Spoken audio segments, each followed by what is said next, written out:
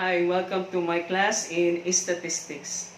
Statistics is most useful for data management.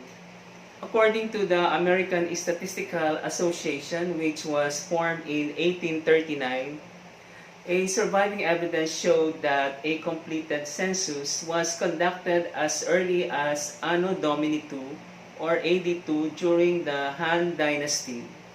In particular, data on population, taxes, births, and wealth were collected by the Chinese as early as 2300s BC and by the Egyptians in 3050 BC while they were constructing their pyramids. Also, one of the two kings in Babylon was credited with the development of a system of numbers that was used for counting the number of men in his kingdom who were physically fit for fighting. In 1500s, Girolamo Cardano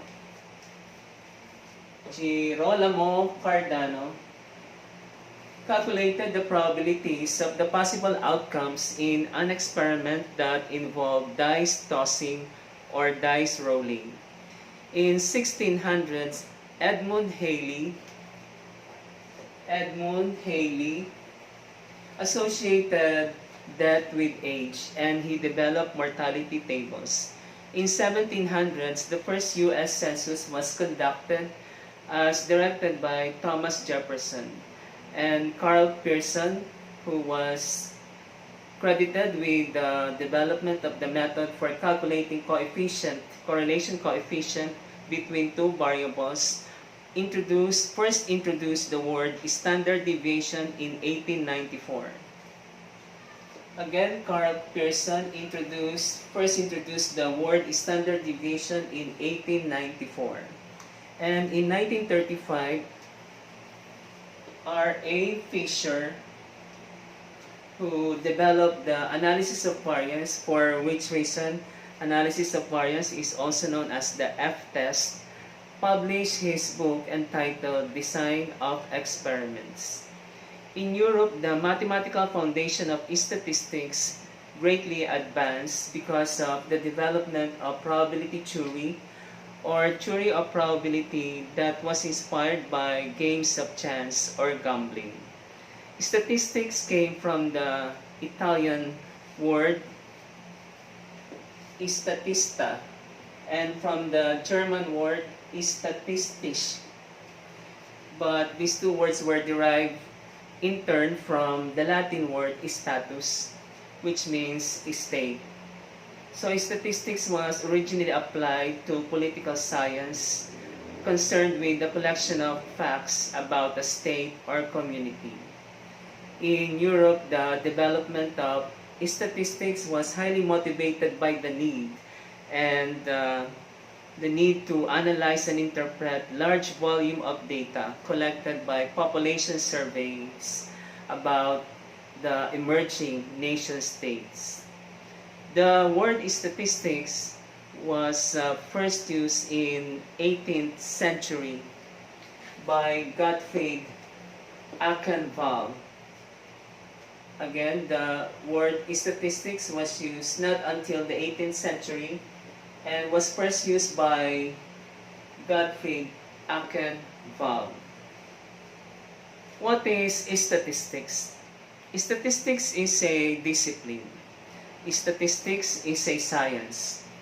Thus, statistics is a scientific discipline, a branch of mathematics concerned with the following.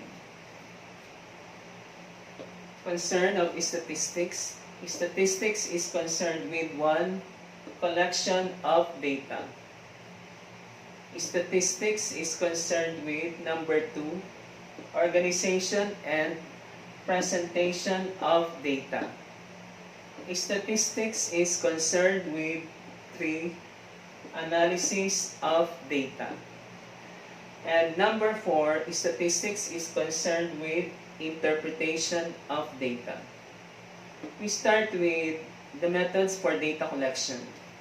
The methods for data collection are grouped into two groups, and these two groups are the quantitative data collection methods and the qualitative data collection methods. The first concern of statistics is collection of data.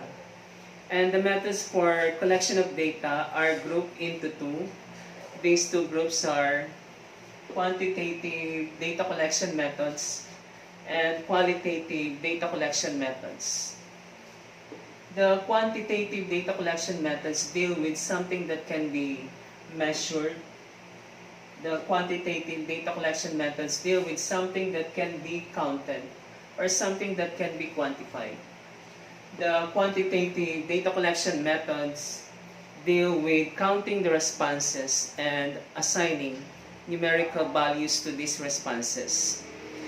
The quantitative data collection methods provide answers to the question of how much. And these quantitative data collection methods are quite popular because they are relatively straightforward. But the quantitative data collection methods do not answer the question of why. In answering the question of why, the qualitative data collection methods become relevant and appropriate to use. In using qualitative data collection methods, the researcher go beyond counting the responses, and the researcher go beyond recording and assigning numerical values to responses. In qualitative data collection methods, several factors are considered, and these factors are assessed. Such factors include the thoughts and feelings of research participants. And these factors are considered because the researcher would like to provide depth of understanding of raw data, as well as to provide context under which the data can be analyzed. Now, going back to quantitative data collection methods, the quantitative data collection methods are used for quantitative research approaches. And there are four primary quantitative research designs. These are descriptive research design, correlational research design, experimental research design, and the quasi-experimental research design. There are four primary quantitative research designs for which the quantitative data collection methods are appropriate to use. These four primary quantitative research designs are descriptive research design, correlational research design, experimental research design, and quasi-experimental research design. In descriptive research, the researcher collects data to show information about the occurrence of a phenomenon by noting the patterns and trends in the occurrence of the phenomenon. Also, in the descriptive research, the researcher explains the current status of the variable being investigated in the study. The descriptive research is appropriate for a quantitative research approach, but the descriptive method can also be a qualitative research approach. Hence, there is what is known as the quanti-quali approach, which is a hybrid research approach that combines quantitative research approach and qualitative research approach. An example of a descriptive research is one that collects the scores of students from a test. And in this simple descriptive research, the researcher may use charts and tables to summarize and present the results. In descriptive research, the researcher may not initially have a hypothesis, but the researcher may allow the data that will be gathered to provide the direction for the study. The second research design is the correlational research design. A correlational study collects data to show the relationships between different occurrences. Or in correlational study, the researcher collects data to establish relationships between two variables, one of which is usually the dependent variable and the other is the independent variable. An example of a correlational study is one that relates height to weight. If the researcher finds that the taller the person is, the heavier is the person, then there is a positive correlation between height and weight. And there are actually three types of correlations. Number one is the positive correlation, and the positive correlation can occur in two ways. If the variable x increases and the variable y increases, or both variables increase, then there is a positive correlation between the variables x and y. If the variable x decreases and the variable y also decreases, or if both variables x and y decrease, then there is also a positive correlation between the variables x and y. In negative correlation, if one variable increases and the other variable decreases, then there is a negative correlation between the variables x and y. And negative correlation may also occur in this way: one variable decreases while the other variable increases. If that happens, there is a negative correlation between x and y. And a zero correlation means that the relationship between the two variables is insignificant. Or we say that there is no significant relationship between the two variables. The third research design for which quantitative data collection methods are appropriate to use is the experimental research design. In the experimental study, the researcher can manipulate the independent variables. In the experimental research, the researcher have controls of other variables, other crucial variables that may potentially affect the relationship between variables, or the variable of interest. That is why most experiments are conducted in the laboratory, because the researcher would like to isolate those variables, those factors, and identify exactly those factors that causes the phenomenon.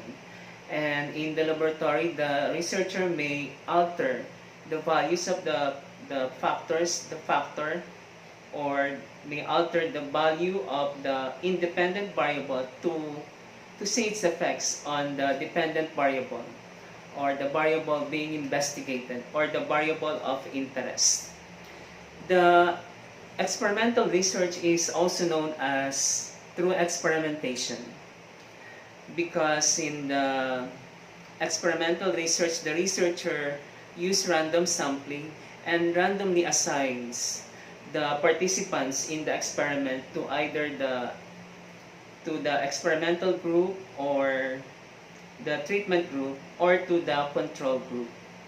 The treatment group, or the experimental group, is the group that is given treatment or intervention, while the control group is the group that receives no treatment or intervention. The experimental research is said to be known as through experimentation, because the results produced by experiments are internally and externally valid. Internal validity is attained when the experiment is well structured and the experiment is conducted well, while external validity is attained when the results produced can be applied to the real world. The last, the fourth and last primary quantitative research design is the quasi-experimental research design. The quasi-experimental research and the experimental research both employ the use of scientific method. But the quasi-experimental research does not use random sampling or does not assign participants to groups randomly or both. The researcher does not use random sampling and does not assign participants to randomly, does not assign randomly the participants to the treatment or control group. But the quasi-experimental research, like the experimental research, can manipulate the independent variable, and it also employs the use of scientific method. In most cases, some factors cannot be controlled, or it is not possible, or it is not practical to control some variables. And in quasi-experimental research, the researcher does not control some variables. But nevertheless, the researcher employs the scientific method to produce the cause and effect relationship between two variables. These are the most commonly used data collection methods. In number 1, we have interviews. Number 2, observation. Number 3, documents and records. Number 4, the use of focus groups. 5, oral histories. And 6, the use of questionnaire and survey method. Number 1, interview. Interview is one of the most commonly used data collection method. The efficiency of interview depends on the kind of question that is asked during the interview to the interviewee. That is, the key of an efficient interview is knowing what question to ask to the interviewee during the interview. Types of interviews include personal interview, phone interview, structured interview, and interview through the use of web chat interface. Personal interview or face-to-face interview has the advantage that the interviewer can ask or request from the interviewee for clarification or elaboration of the interviewee's response. The phone interview has the advantage that it can be less expensive or less costly than personal interview, especially when the interviewee lives abroad or in some remote area or place.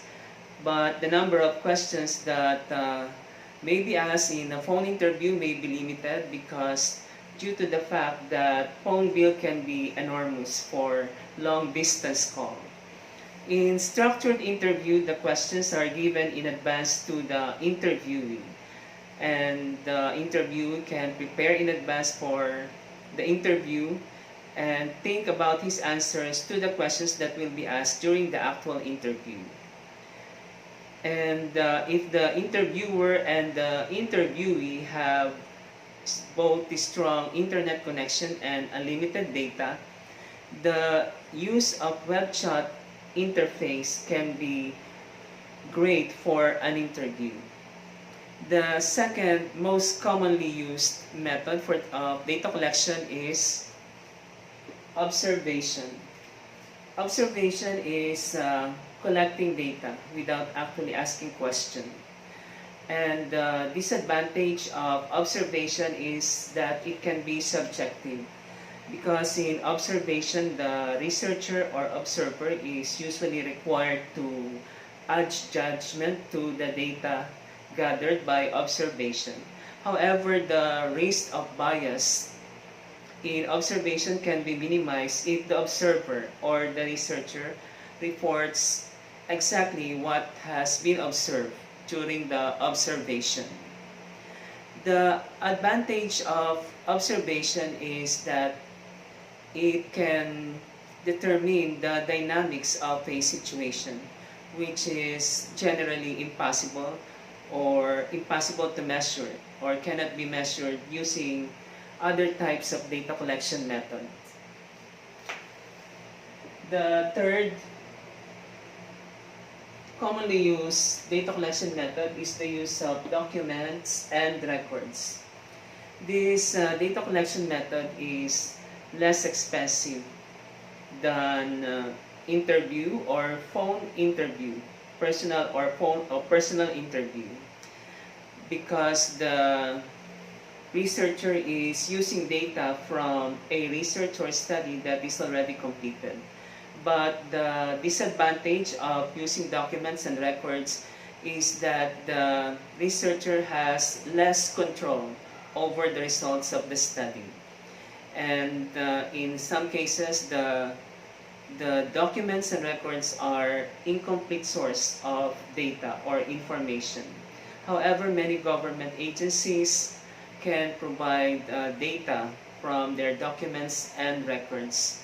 And such data may include data from documents and records may include attendance records, financial records, and minutes of meeting.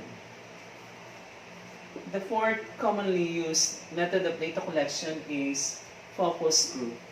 A focus group is a combination of interview, survey, and observation. A focus group consists of several individuals who have something in common. Although data may be collected individually from each of the participants in a focus group, the use of focus group add collective element to individual data collection. An example, in a focus group study, the participants may be asked to watch a presentation, after which the participants, together with the moderator, who is usually the researcher, discuss the content of the presentation. One advantage of focus group is that it uses open-ended questions. And in our examples of open-ended questions that may be asked to the participants in a focus group are, how did you feel about the presentation? Or what did you like best about the presentation? The moderator or the researcher in a focus group asks the participants, the members of the focus group, to think back to their shared experience rather than to make projection of their experience to the future. Number 5, oral history.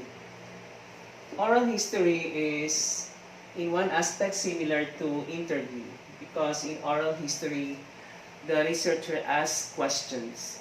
But oral history is more on the recording, preservation, and interpretation of historical information based on the opinions and personal experiences of the people or individuals who are involved in an event. Again, oral history is primarily defined as the recording, preservation, and interpretation of historical information based on the opinions and personal experiences of the people who are involved in an event. Unlike the survey or the interview, oral history is linked to a single event. For example, the researcher is interested to find the effects of community quarantine on members of a certain community. Then, oral history can shed light on what actually happened or what really happened during the community quarantine. The last of the commonly used data collection method are questionnaires and surveys. These methods are convenient to use if the researcher is aiming and expecting to collect data from a large sample of participants or subject or respondents. The researcher may distribute the questionnaires at one time to all the respondents or subjects and collect them all back after some time. And the researcher has the data in a matter of a short period of time.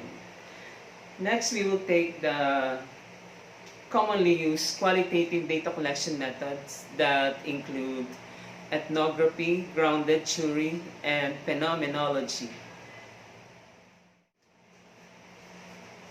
The three commonly used qualitative data collection methods that I will discuss with you are ethnography, grounded theory, and phenomenology. These are the three commonly used qualitative data collection methods. Number one, ethnography. Number two, grounded theory. And three, phenomenology. Ethnography comes from anthropology, which is the study of societies and culture. In ethnography, the researcher aims to understand how people live their lives. And in achieving this, the researcher uses observation in a non-directed way. One advantage of ethnography is that it fills in that void when the participants or the subjects of the study are unable to articulate or to translate into words their desires or the reasons for their actions, decisions, or behaviors. The researcher may directly ask the participants for the reasons for their actions, decisions, or behaviors, but oftentimes the researcher uses observation to find the reasons for the actions, decisions, behaviors of the participants of the study. The second commonly used qualitative data collection method is grounded theory. This method originated from the desire of sociological researchers to provide a level of legitimacy to their qualitative research. The sociological researchers would like to ground their qualitative study in reality rather than in assumptions. And three of the most commonly used methods for collecting data for grounded theory approach to qualitative research are participant observation, interviews, and document and artifact collection. Participant observation is also known as field work. In this method, the researcher immerses himself in the lives of the subjects. In some cases, the researcher lives in the same community where the participants or the subjects of the study live. The second method for data collection for grounded theory approach to qualitative research are interviews. Interviews may vary from an informal chat with the participants to the more formal, structured interview. And the last method is document and artifact collection. This is a very good way for learning about a group of people by looking at their documents and artifacts. In particular, by looking at their products, looking at the programs they conceived and implemented, or by studying the materials they use, or by studying the laws they have formulated and they implement. These are the three qualitative data collection methods that are commonly used by qualitative researchers. And these are the three methods for data collection for grounded theory approach to qualitative research.